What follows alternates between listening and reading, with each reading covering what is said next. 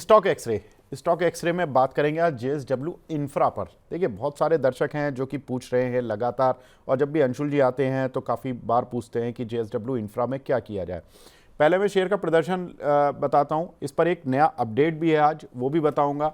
Share में क्यों pressure रहा वो भी बताऊंगा, सब बताऊंगा।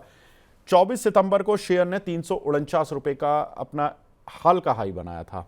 हाल का हाई, मैं ये नहीं कह रहा all time high, recent high बनाया था, 52 वीक हाई बनाया था शेयर का। अगर आप ऑल टाइम हाई देखोगे तो जुलाई 2024 में लगा था, वो था 360 रुपये 90 पैसे। दैट मीन्स कि ये लगभग 350 360 की रेंज से बार बार घूम जा रहा है। शेयर अपने हाल के हाई से करीब 23% नीचे आ चुका है। अब ये शेयर प्रेशर में क्यों आया? देखिए, 24 सितंबर को जिस शेयर ने अपना हाई बनाया हो 349 का, वहां से अचानक से क्यों घूम गया? Q2 रिजल्ट आए थे अक्टूबर में ज़्यादातर कंपनीज के, और उसमें जो इनके रिजल्ट आए थे उसमें दो चीज बारीक थी जो कि स्ट्रीट को शायद उतनी पसंद नहीं आई। रिजल्ट ठीक थे, इनलाइन थे, लेकिन एक चीज जो स्ट्रीट को नहीं अच्छी लगी थी वो थी कि Q2 में इनका एक पारादीप पोर्ट है जहां से कि आयरन और एक्सपोर्ट घट गया था, और एक्सपोर्ट घटने की वजह से इनकी वॉल्यूम ग्रोथ जो थी वो कुल 3% की रह गई थी, जिसकी वजह से स्ट्रीट को ये अच्छा नहीं लगा। दूसरा कि वॉल्यूम घटने से इनके मार्जिन्स पर भी थोड़ा सा इंपैक्ट आया, और इनके मार्जिन्स जो थे 48.2% आए थे, जो कि स्ट्रीट एक्सपेक्ट कर रहा था 50.4% आएंगे। तो ये थोड़ा सा स्ट्रीट ने इन दोनों पॉइंट्स की वजह से जेएसडब्ल्यू इंफ्रा को तोड़ दिया था। अच्छा, दूसरी चीज, ट्रेड डील की वजह से थोड़ा ये भी शक था इन्वेस्टर कम्युनिटी को कि कहीं ऐसा तो नहीं कि हमारे यहाँ से इंपोर्ट एक्सपोर्ट घट जाए और उसका इम्पैक्ट पोर्ट कंपनीज पर भी पड़ जाए, लेकिन ऐसा अब होता हुआ दिख नहीं रहा। वो हम नहीं कह रहे, जेफरीज कह रही है। जेफरीज कह रही है, आज ही जारी रिपोर्ट की है उन्होंने पहले तो बताया भी 390 रुपये का टारगेट है और उनकी बाय रेटिंग है इस शेयर पर। अब वो क्या कह रहे हैं कि शॉर्ट टर्म कमजोरी जो इनके वॉल्यूम में आ रही थी वो प्राइस में दिख चुकी है, और अब नेगेटिव वॉल्यूम ग्रोथ से कंपनी बाहर आ जाएगी। जो नेगेटिव वॉल्यूम ग्रोथ जो थी इनकी पारादीप पोर्ट की, जो जहां पर कि थोड़ा वॉल्यूम कम रहा था, वो वहां से अब बाहर आ जाएगी। वैसे भी मैनेजमेंट भी कह रहा है और भी रिपोर्ट्स कह रही हैं कि Q3 से वॉल्यूम ग्रोथ में सुधार की उम्मीद है, यानी कि अक्टूबर दिसंबर तिमाही जो होगी वो बेटर होगी Q2 से, यानी कि जुलाई सितंबर तिमाही से। और उसके पीछे कुछ एक उनके पॉइंट्स भी हैं। मैनेजमेंट ने FY26 के लिए, यानी कि इसी साल के लिए, पहला हाफ निकल चुका है अप्रैल से लेकर सितंबर तक का, उसमें वॉल्यूम ग्रोथ उतनी नहीं दिखी, लेकिन उसके बावजूद मैनेजमेंट कह रहा है कि 8 से 10% की वॉल्यूम ग्रोथ हमारी इस साल में आएगी, यानी कि मार्च तक इनकी वॉल्यूम ग्रोथ आएगी 8 से 10% पूरे साल के लिए। अब पूरे साल के लिए अगर 8 से 10% की ग्रोथ दे रहे हैं, यानी कि जो अगले 6 महीने होंगे, यानी कि अक्टूबर से लेकर मार्च तक वाले ये जो महीने होंगे, ये वॉल्यूम ग्रोथ के लिहाज से और ज़्यादा बेहतर रहेंगे। 15-16% 18% की ग्रोथ मिलनी चाहिए, जब भी 8 से 10% के टारगेट उनके पूरे होंगे। और उसके पीछे तथ्य क्या है? वो कह रहे हैं, जेफरीज भी कह रहे हैं कि क्षमता बढ़ोतरी कर रही है कंपनी, और गवर्नमेंट भी पोर्ट प्राइवेटाइजेशन के प्लान कर रही है, जिसका फ़ायदा इन कंपनीज को वैल्यूएशन वाइज पर मिलेगा। अगर हम एक्सपेंशन की बात करें तो अगले 2 साल में कंपनी का कोलकाता पोर्ट, ट्यूटिकोरिन पोर्ट और JNPA पोर्ट, तीनों पे क्षमता बढ़ा रही है कंपनी। और कोलकाता पोर्ट का तो इस साल से ही पूरा एक्सपेंशन हो जाएगा और वहां से कंपनी का वॉल्यूम ग्रोथ आने लग जाएगी। FY28 तक MOSL के एस्टिमेट्स हैं, ये 8,000 करोड़ रुपए के पार कंपनी की रेवेन्यू आने शुरू हो जाएंगे। MOSL ने वैल्यूएशन भी दी है, वो कह रहे हैं कि FY27 FY28 में अनुमानित EPS करीब 8 रुपये 90 पैसे और 12 रुपये 60 पैसे रहेगी। अगर FY28 की EPS को डिस्काउंट कर शेयर को अभी देखोगे तो 21.4 के PE मल्टीपल पर चल रहा है।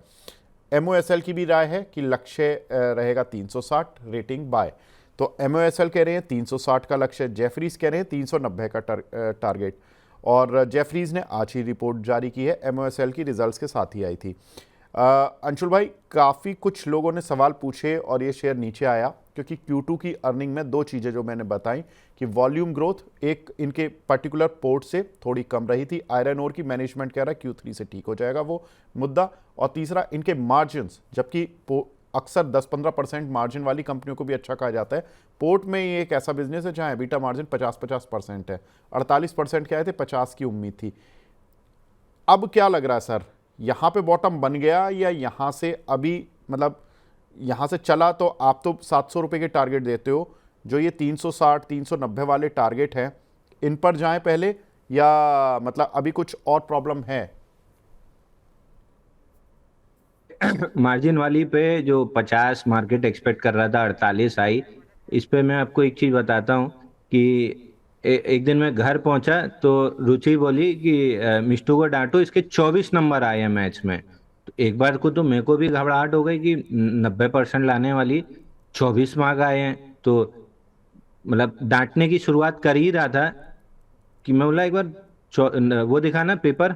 देखे तो 25 में से 24 नंबर आए थे। तो माता जी की एक्सपेक्टेशन 25 में 25 थी, 24 लाने वालों को डांट पड़ रही है। तो वही हाल है, 99%।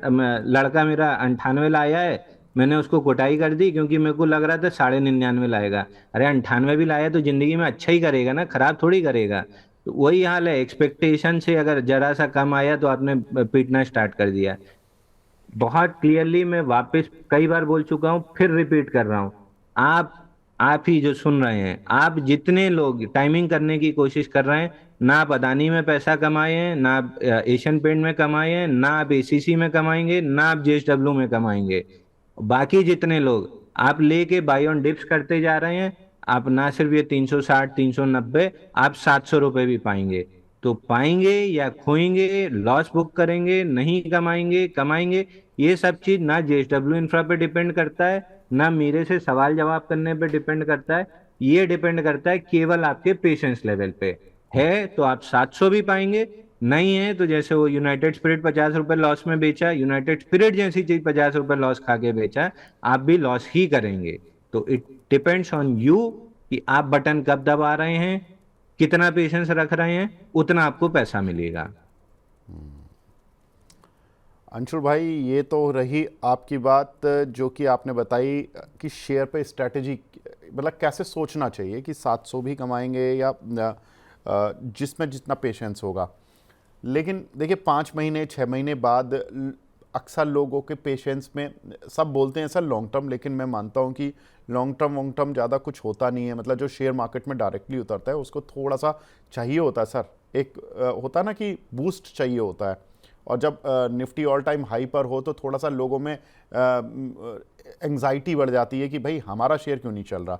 सर थोड़ा सा तो कुछ अच्छा भी बता दीजिए, अगर 700 रुपये जाना है तो कैसे कैसे चरणबद्ध तरीके से इस पे स्ट्रैटेजी बनाई जाए। सर मैं गलती नहीं बता रहा हूँ लोगों की, लेकिन लोगों को सांत्वना भी चाहिए आपसे।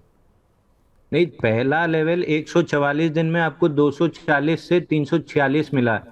144 दिन में तो अब उसको करेक्शन का समय देंगे कि नहीं देंगे, आप उसको नया बेस बनाने का समय देंगे कि नहीं। आप ट्रेड करते हैं कप एंड हैंडल पैटर्न, तो हैंडल में भी तो एक बार नीचे आके ऊपर जाता है, कप में भी तो नीचे जाके ऊपर आके कप कंप्लीट करता है। अगर नीचे देखना ही नहीं है, ऊपर ही ऊपर देखना है, तब तो मुश्किल ही है पैसा बनाना। 144 दिन में 33% चला था, वहां से 50% करेक्ट हुआ है। अब नए यहाँ से ऑलमोस्ट लोअर लैंड एंड पे है। 294 277 की जोन है जो प्रोटेक्ट आराम से हो रही है। हल्का सा 19 20 नीचे आप कोई भी सपोर्ट को कांच की तरह मत मानिए कि लगा और टूट गया।